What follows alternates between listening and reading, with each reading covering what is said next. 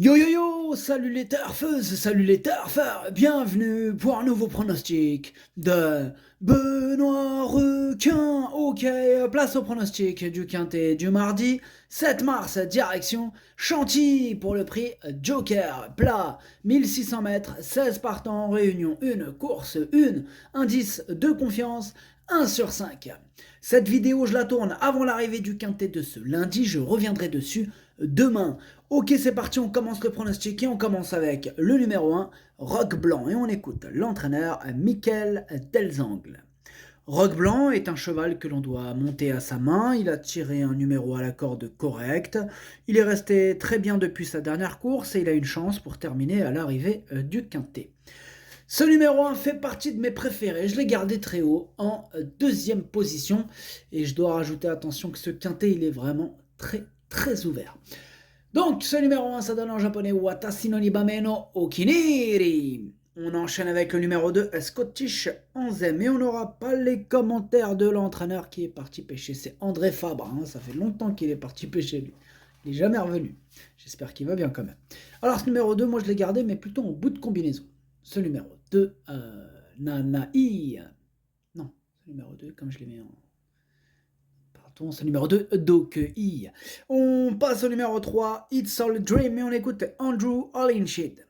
It's All a Dream va se présenter en bonne forme, c'est une certitude. Cependant, avec sa dernière pénalisation, il a désormais une valeur qui ne lui donne aucune marge de manœuvre. J'espère qu'avec sa forme actuelle, un bon déroulement et son aptitude au parcours, il arrivera à accrocher une place, car pour la victoire, cela me paraît difficile. Eh bien, ce numéro 3, je ne l'ai pas retenu, mais il est en plein milieu de ma petite liste des possibles troubles faits, on va lui accorder une note de méfiance. Ce numéro 3, Kiken. On passe au numéro 4, Sissio Boy, et on écoute Igor Ondaltsev. Sissio Boy est un chic cheval qui fait pratiquement toutes ses courses. Il reste sur une excellente place dans une course à condition. Ici, pour son retour dans un handicap, j'en escompte une belle performance, même si à cette valeur il a moins de marge pour le succès. Avec un bon déroulement de course, il a sa place à l'arrivée. Eh bien, moi, il me plaît bien, ce numéro 4, je l'ai gardé assez haut, en 4e position. Ce numéro 4, Yomi. On passe au numéro 5, Dantes, et on écoute Christophe Ferland. Dantes nous a fait plaisir dernièrement, même s'il a échoué du minimum.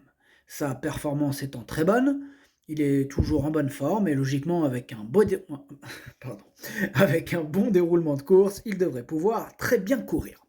Eh bien, ce numéro 5, c'est tout simplement mon préféré. Je l'ai installé en tête. Ce numéro 5, Okiniri. On enchaîne avec le numéro 6, Brazilian Surprise. On écoute Gianluca Bietolini. Au regard de ses engagements, j'ai opté pour un essai dans un handicap pour Brazilian Surprise. Certes, elle détient une valeur élevée, mais il faut essayer à ce niveau. Elle donne toujours le meilleur en compétition et détient maintenant de l'expérience. De plus, elle connaît bien le parcours. Si elle parvient à bénéficier d'une bonne course, elle a les moyens de finir à l'arrivée.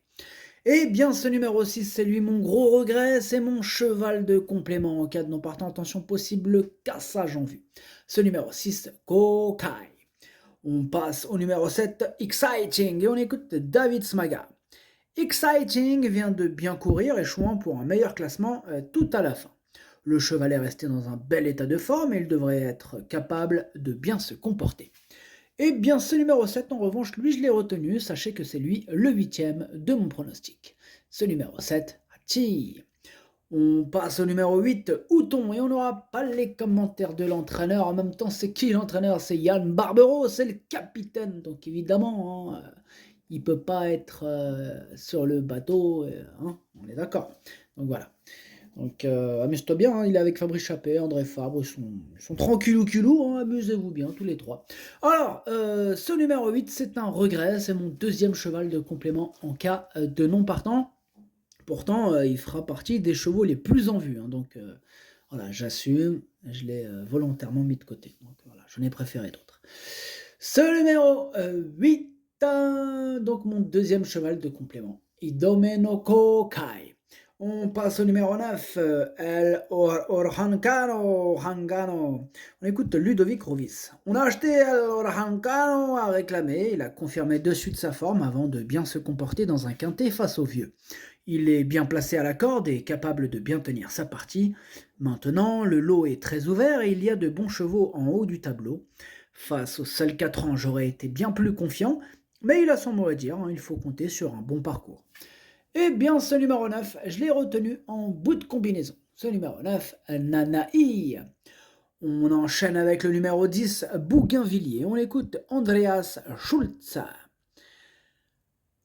La dernière fois, la course a vraiment été lente et Bougainvilliers n'a pu trouver le passage pour finir. Cette fois, sur le mile, j'espère que le rythme sera plus sélectif et qu'il pourra être bien placé. Il pourra ainsi se sortir aisément du peloton. Il est dans un bel état physique. J'en attends un bon comportement. Eh bien, en revanche, moi, ce numéro 10, je ne l'ai pas retenu. Ce numéro 10, Kakeu. On passe au numéro 11, Puerto Madero, et on écoute Yann Lerner. Puerto Madero reste sur de bonnes sorties, il demeure compétitif à cette valeur et peut, avec un bon déroulement de course, finir dans la bonne combinaison.